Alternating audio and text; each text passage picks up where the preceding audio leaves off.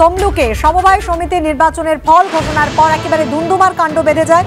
তৃণমূলের সঙ্গে আইএসএফ কর্মী সমর্থকদের সংঘর্ষ, দুপক্ষের বেশ কয়েকজন আহত হয়েছে।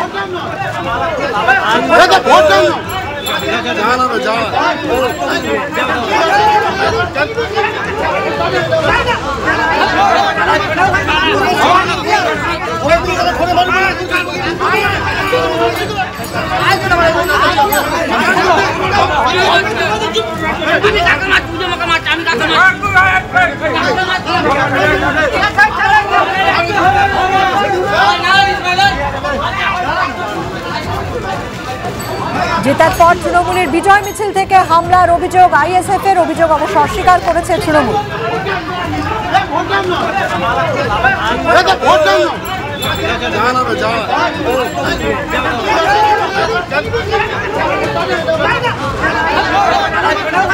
কথা বলবো আমাদের প্রতিনিধি বিজন চক্রবর্তীর সঙ্গে। বিজন, গতকালের এই ঘটনার পর আজকের কি পরিস্থিতি জানতে চাইবে? দেখো বৃষ্টি, তোমাকে জানিয়ে রাখি, তমলুকে যে শহীদ মাতঙ্গিনী ব্লক রয়েছে সেই ব্লকের খারই 2 গ্রাম পঞ্চায়েত, বল্লুক 2 গ্রাম পঞ্চায়েত এলাকায় এই যে সমবায় সমিতি, সেই সমবায় সমিতি গতকাল নির্বাচন ছিল এবং এখানে মোট আসন 40টি আসন পায় তৃণমূল কংগ্রেস এবং বিরোধীরা পায় 4টি আসন।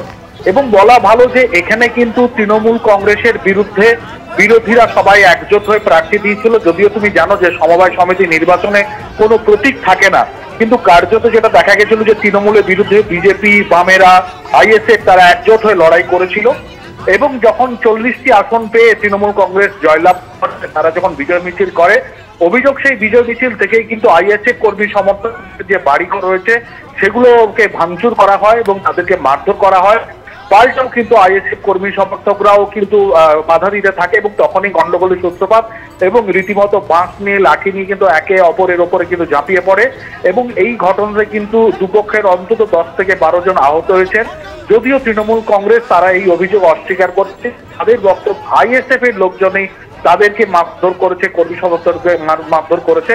ঘটনার পর এলাকায় পৌঁছে তমলুক থানার বিশাল পুলিশ বাহিনী এখন কিন্তু গোটা এলাকা থমথমে রয়েছে। ধন্যবাদ বিটন।